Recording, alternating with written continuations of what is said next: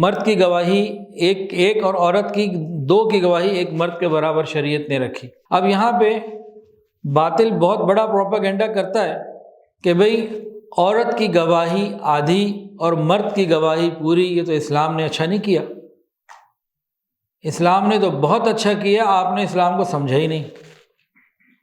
وہ کہتے ہیں جی مرد کی دیت پوری اور عورت کی آدھی، اسلام نے عورتوں کے ساتھ اچھا نہیں کیا۔ جی اسلام نے تو عورتوں کے ساتھ بہت اچھا کیا، آپ نے اسلام سمجھا ہی نہیں۔ اب دیت کے حوالے سے ذرا سمجھیں، مرد کی پوری عورت کی آدھی، خاوند کے ساتھ مسئلہ ہوا اور اس کی دیت پوری ہے، وہ ملنی کس کو ہے؟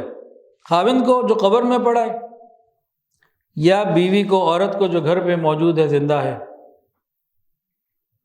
بیوی کے ساتھ کوئی معاملہ ہوا، اس کی دیت لینی ہے خاوند نے، تو بھئی بیوی تو چلی گئی، اس کی اگر پوری ہوتی تو اس کو تو نہیں ملنی تھی۔ خاوند کی جب مل رہی ہے تو خاوند چلا گیا اور خاوند کی مکمل دیت عورت کو مل رہی ہے، عورت کو ڈبل مل رہا ہے۔ یہاں تو رولا تو ٹالنا چاہیے مردوں کو کہ ہمارا حصہ آدھا رکھا گیا۔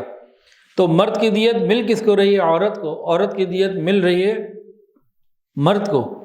تو اللہ رب العزت نے عورتوں کے ساتھ رحمت کا معاملہ کیا۔ اسی طرح گواہی کے معاملے میں، بڑے بڑے معاملے پہ آج گواہی دیتے ہوئے مرد گھبراتے ہیں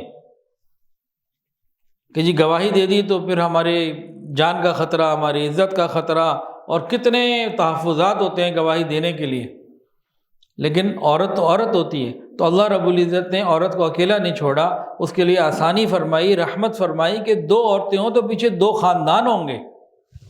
تو یہ عورتوں کے ساتھ رحمت کا معاملہ ہے۔ کاش یہ اعتراض کرنے والے شریعت کو سمجھ لیتے۔ ویڈیو کے نیچے سبسکرائب کے بٹن پہ کلک کریں، بیل کے آئیکن پہ کلک کیجئے تاکہ ہر نئی ویڈیو کی نوٹیفیکیشن آپ کو مل جائے۔